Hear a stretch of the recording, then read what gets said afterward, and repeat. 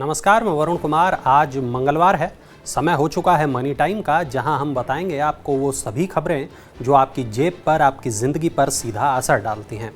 जून से आपका खर्च बढ़ने वाला है। व्हीकल इंश्योरेंस से लेकर होम लोन इंटरेस्ट और बैंकिंग सर्विसेज तक के चार्ज बढ़ने वाले हैं।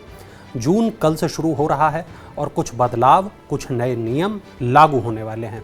अगर आप SBI, एक्सिस बैंक और इंडिया पोस्ट पेमेंट बैंक के ग्राहक हैं तो आपके लिए कुछ बदलाव होने वाले हैं। इसके अलावा third party motor insurance premium भी बढ़ने वाला है, जो वाहन मालिकों के मंथली बजट को सीधे हिट कर देगा।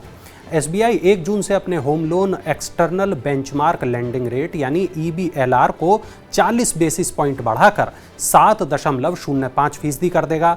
मतलब अब होम लोन इससे कम ब्याज दर पर नहीं मिलेगा।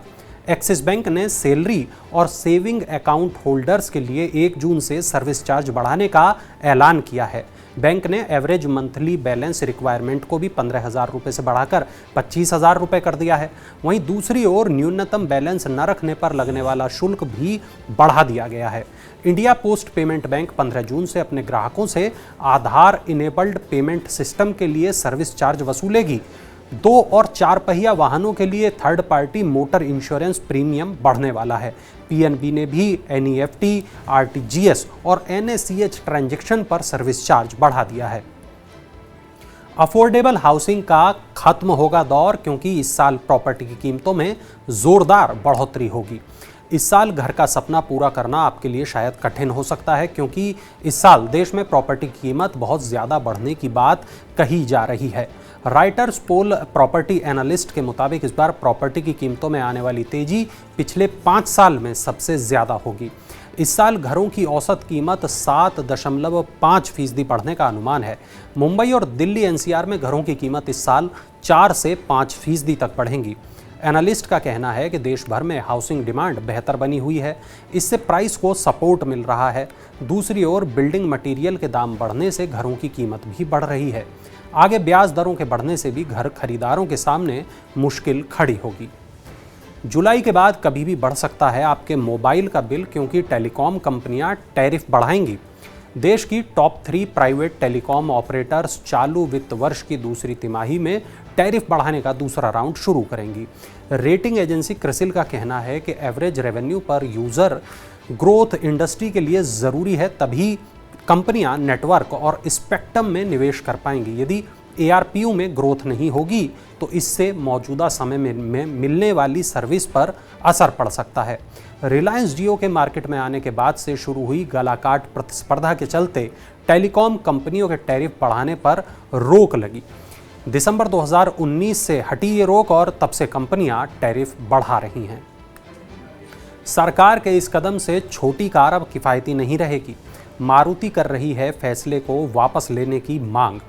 जी हां, देश की सबसे बड़ी auto company Maruti Suzuki India ने कार में 6 एयरबैग को अनिवार्य बनाने के नियम पर चिंता जताई है।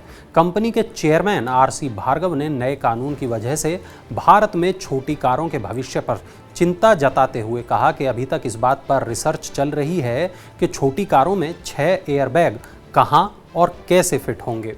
एंट्री लेवल की हैचबैक को 6 एयरबैग के हिसाब से डिज़ाइन नहीं किया गया है।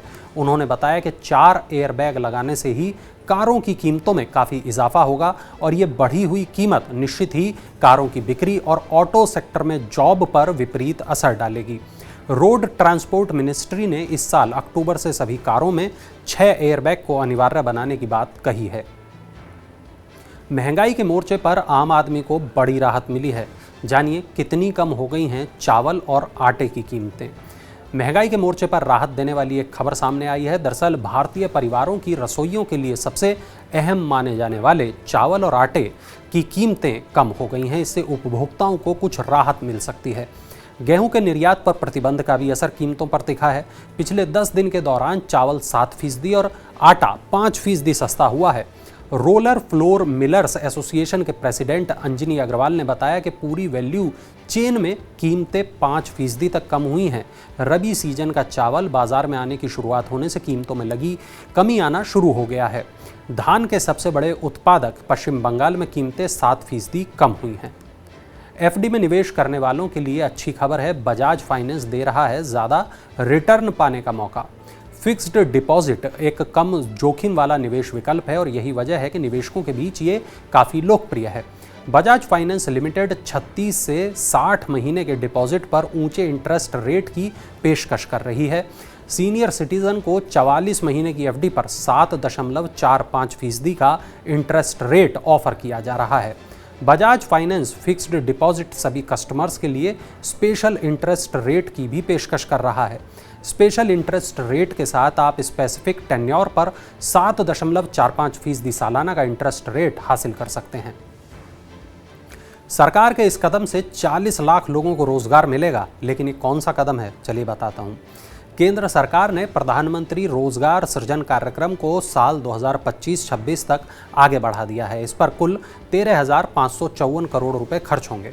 एमएसएमई मंत्रालय ने कहा कि इस योजना से अगले 5 वर्षों में 40 लाख लोगों को रोजगार मिलेगा। प्रधानमंत्री रोजगार सृजन कार्यक्रम का लक्ष्य देश भर के युवाओं को गैर कृषि क्षेत्रों में सूक्ष्म उपक्रमों की स्थापना के जरिए रोजगार के अवसर उपलब्ध कराना है। इस योजना की समय सीमा बढ़ाने के साथ इसमें कुछ और संशोधन भी किए गए हैं। इसके तहत निर्माण इकाइयों के लिए अधिकतम परियोजना लागत को मौजूदा 25 लाख रुपए से बढ़ाकर 50 लाख रुपए किया गया है। पुरानी कार खरीदने वालों को अब बड़ी राहत मिलेगी, कर्ज आसानी से मिल पाएगा।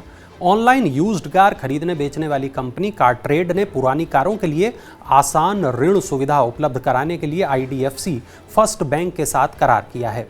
इस भागीदारी के तहत आईडीएफसी वित्तीय पेशकश ग्राहकों के लिए परेशानी मुक्त अनुभव सुनिश्चित करेगी।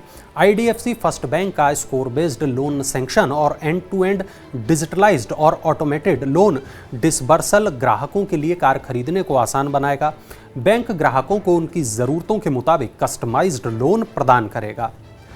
सुंदरम होम फाइनेंस ने जमा राशि पर ब्याज दरों को बढ़ा दिया है। सुंदरम होम फाइनेंस ने विविध अवधि की जमा पर ब्याज दरें बढ़ा दी हैं, जो 1 जून से प्रभावी होंगी। यह दरें वरिष्ठ नागरिकों, न्यासों और अन्य व्यक्तियों द्वारा जमा की जाने वाली राशि पर बढ़ाई गई हैं। व्यक्तियों के लिए 2 साल की जमा पर ब्याज दर पहले की 5.65% से बढ़ाकर 5.90% की गई है, जबकि 3 से 5 साल की जमा पर इसे 5.80% से बढ़ाकर 6.05% किया गया है। वरिष्ठ नागरिकों को 2 साल की जमा पर अब 6.40% सालाना ब्याज दिया जाएगा, जो पहले 6.15% था। 12 महीने की जमा के लिए व्यक्तियों को पहले के समान 5.50% सालाना ब्याज मिलेगा और वरिष्ठ नागरिकों के लिए ये 6% होगा। अगले 2-3 महीनों में पता चल जाएगा कि भारत में क्रिप्टो करेंसी की ट्रेडिंग फायदेमंद रहेगी या नहीं रहेगी। क्रिप्टो करेंसी के इन्वेस्टर और इससे जुड़े लोग बड़ी बेसब्री से नए कानून का इंतजार कर रहे हैं। इकोनॉमिक अफेयर्स सेक्रेटरी अजय सेठ ने कहा कि सरकार का प्लान क्रिप्टो करेंसी पर जल्द कंसल्टेशन पेपर पेश करने का है। उन्होंने ये भी कहा कि इस बारे में कानून के लिए थोड़ा इंतज़ार करना होगा। उन्होंने कहा कि कंसल्टेशन पेपर तैयार हो गया है, इसे अगले 2-3 महीनों में पेश किया जा सकता है। सेठ ने कहा कि क्रिप्टो करेंसी पर कानून में थोड़ी देर हो सकती है। इसकी वजह यह है कि सरकार क्रिप्टो करेंसी के नियम के लिए इंटरनेशनल फ्रेमवर्क का इंतज़ार कर रही है। चलिए अब नज़र डालते हैं आईपीओ अपडेट्स पर। सेबी ने आईपीओ में बोली लगाने के नियमों को सख्त बना दिया है। इससे सिर्फ सब्सक्रिप्शन डेटा बढ़ाने के लिए आईपीओ में बोली लगाने की प्रैक्टिस पर रोक लगेगी। अब सिर्फ वही इन्वेस्टर इश्यू में बोली लगा सकेंगे जो कंपनी के शेयर वास्तव में खरीदना चाहते हैं, और ये नए नियम 1 सितंबर से लागू होंगे। स्पेशलिटी केमिकल कंपनी एथर इंडस्ट्रीज़ के शेयरों की लिस्टिंग 3 जून को हो सकती है। इस आईपीओ में सबसे ज़्यादा दिलचस्पी इंस्टीट्यूशनल बायर्स ने दिखाई थी। एथर इंडस्ट्रीज़ के इश्यू में क्वालिफाइड इंस्टीट्यूशनल बायर्स ने 17 गुना बोली लगाई थी, जबकि नॉन इंस्टीट्यूशनल बायर्स की कैटेगरी में 2.5 गुना बुकिंग हुई थी। तो ये थी आज की तमाम बड़ी खबरें, वो खबरें जो डालती हैं आपकी हमारी जेब पर असर, ज़िंदगी पर असर। और ऐसी ही तमाम बड़ी खबरों के लिए आप मनी टाइम को देखते रहें, मनी 9 को देखते रहें, और सब्सक्राइब का, लाइक का, शेयर का बटन दबाना बिल्कुल मत भूलिएगा, चाहे जिस भी प्लेटफॉर्म पर आप इस वीडियो को देख रहे हों। और चलते चलते हमारा ये खास इन्फोग्राफिक देखिए।